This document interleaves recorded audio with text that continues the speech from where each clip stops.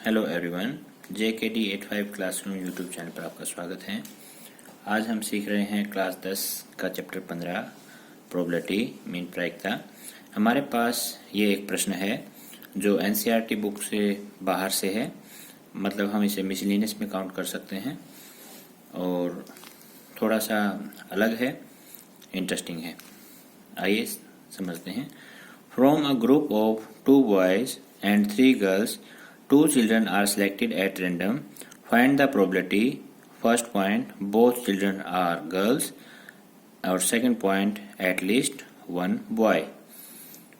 Mean एक group है जिसमें 2 लड़के और 3 लड़कियां हैं, जिसमें से 2 बच्चे हमने सिलेक्ट करने हैं। क्या प्रोबेबिलिटी, क्या प्रायिकता है कि दोनों लड़कियां होंगी, और दूसरा पॉइंट है कि क्या प्रायिकता है कि कम से कम एक लड़का होगा। हमारे पास फार्मूला रहा है PE mean probability favourable outcome बटे टोटल पॉसिबल आउटकम। ठीक है, इस फार्मूले के हिसाब से हम आगे बढ़ते हैं। अगर आपको मेरे द्वारा बनाए गए वीडियोज अच्छे लग रहे हैं और आपको लाभ पहुंचा रहे हैं तो आप इन्हें लाइक सब्सक्राइब करें और साथ में बेल आइकन जरूर प्रेस करें ताकि अगले वीडियो का नोटिफिकेशन आप तक सीधे पहुंचे। आइए, सबसे पहला काम है टोटल पॉसिबल आउटकम फाइंड करना। Total possible outcomes. ठीक है, टोटल पॉसिबल आउटकम्स का मतलब कितने हमारे पास इस तरीके के पेयर बन सकते हैं जिसमें 2 बच्चे शामिल हों। तो मैं यहाँ पे 2 बॉयज दिए हैं, तो 2 बॉयज दिए हैं, तो मैं उनको B1 और B2 नाम दे देता हूँ। और गर्ल्स जो हैं 3 हैं, तो मैं उनको G1 गर्ल 1, G2 गर्ल 2 और G3 गर्ल 3 नाम दे देता हूँ। ठीक है, अब इनके पेयर बनाते हैं कि 2-2 स्टूडेंट के किस हिसाब से हमारे पास पेयर हो सकते हैं, मीन टोटल पॉसिबल आउटकम कितने हो सकते हैं। आइए बनाते हैं। तो इस तरीके से हमारे पास कुल 10 आउटकम हो गए, टोटल पॉसिबल आउटकम जो हैं। जब हमने बॉयज 2 थे, B1 B2 मान लिया, 3 गर्ल्स थी, G1 G2 G3 मान लिया, तो एक तो दोनों बॉयज इकट्ठे हो सकते हैं, एक बॉयज पहली गर्ल, पहला बॉय दूसरी गर्ल, पहला बॉय तीसरी गर्ल, दूसरा बॉय पहली गर्ल। इस तरीके से कुल 10 आउटकम हो गए। तो यहाँ का जो आंसर आया टोटल पॉसिबल आउटकम जो है वो हमारे 10 हो गए। ठीक है, तो ये नीचे वाला आंसर तो मिल गया। अब ऊपर का हमें यहाँ से मिलेगा फेवरेबल आउटकम। हम कौन सा आंसर निकालना चाहते हैं, तो फर्स्ट पॉइंट पे आते हैं। फर्स्ट पॉइंट है हमारे पास ये, और इस फर्स्ट पॉइंट में है probability when both children are girl.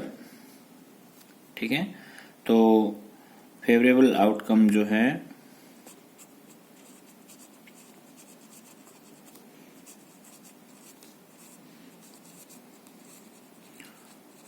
Favourable outcomes किसके लिए, व्हेन बोथ चिल्ड्रन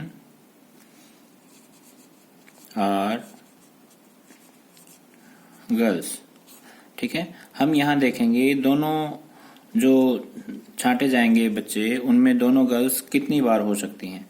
दोनों गर्ल्स हमारे पास, हमें कितनी बार ऐसे चांस हैं कि दोनों गर्ल्स हों। यहाँ पे एक बॉय 2 बॉय हैं, यहाँ पे एक बॉय 1 गर्ल है। आप देखें कि इसमें 2 गर्ल्स कहाँ पे हैं, एक गर्ल यहाँ पे है, दो गर्ल इकट्ठी, 2 गर्ल यहाँ पे हैं और 2 गर्ल यहाँ पे हैं। तो आप देखेंगे 8, 9 और 10 नंबर पॉइंट पे 3-3 2-2 गर्ल हैं। मीन हमारे पास फेवरेबल आउटकम जब 2 गर्ल इकट्ठी होंगी तो हमारे पास इसका जो आंसर आया वो आया फेवरेबल आउटकम 3।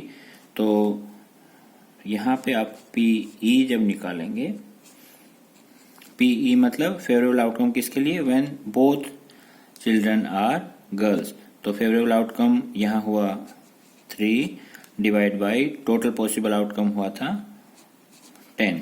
तो फर्स्ट का पॉइंट हमारे पास ये आता है। और दूसरा जो बिंदु था, दूसरा जो पॉइंट था, at least one boy, mean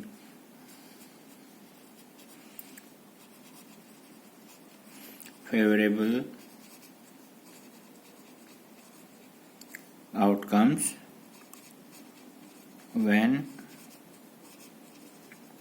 at least one boy। तो इस टोटल आउटकम में देखो कि कम से कम एक बॉय कितनी जगह है। तो देखें, कम से कम एक, एटलीस्ट एक का मतलब दो भी चल जाएंगे, लेकिन एक कम से कम होना जरूरी है। तो ये भी काउंट होगा, 1 2 3 4 5 6 7, आगे कोई बॉय नहीं है। तो favourable outcome when at least one boy है। यहाँ पे हमारे पास हमें मिला, कितना मिला, यहाँ का मिला हमें 7।